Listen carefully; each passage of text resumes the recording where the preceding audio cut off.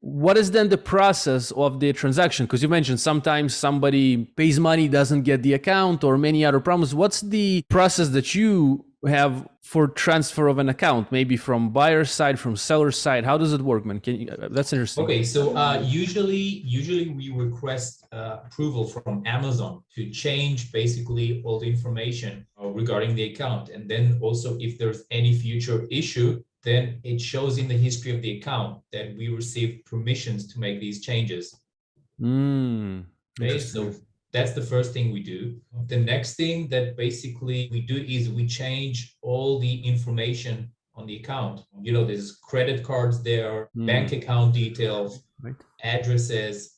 Sometimes, you transfer from an individual person to an LLC or vice versa. So all these things, they need to be done, and there's a certain way to do them. Either we do them or we help out in this process. Right. So that's the process of changing what's the name for that? From who owns the asset to another owner. Legal entity. Legal entity. Yeah.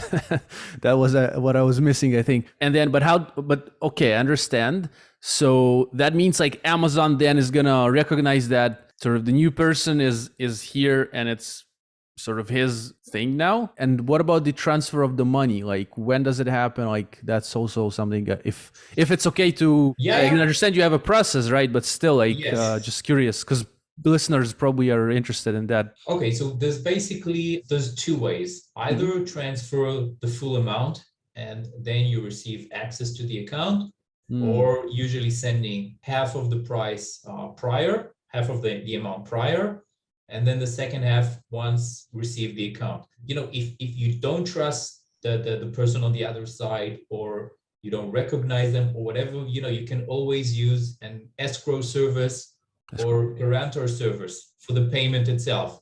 Basically, you transfer the money to a third party and they hold it, okay? And only once the account is received and acknowledged, then they release the payments. This usually costs an extra fee, but it's totally worth it. Okay. And if you're buying from someone that you previously bought with and you trust them, you don't need this. I hear what you're saying, man, which also leads me to the question, like, at which point do we know that everything's fine?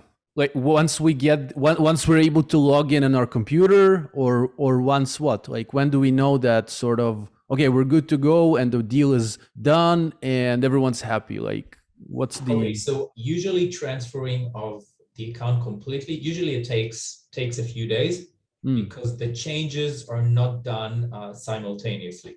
We change legal entity and the bank details and the credit card and all the addresses, but it's not done at the same time. So I would say usually this process takes a few days. We also, recommend, if you've ever owned an Amazon account or own one, we don't recommend installing it on the same computer with the same IP. We usually use, VPS servers, stuff like that. If you need help with that, we can help with that as well. And basically, any new account needs new identity information. So, you don't use the same credit card, you don't use the same bank details.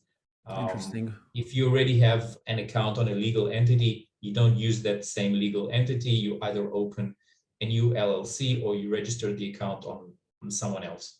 Yeah, man. Interesting. So that's the process. And it sounds like you guys know what you're doing. And then if a seller has any questions, then of course they can ask. Obviously, the sellers are listening. And there usually are questions. Plus, there usually are questions. Yeah, and plus the sellers who are going to be in the process with you, they of course can ask any question and you're going to help them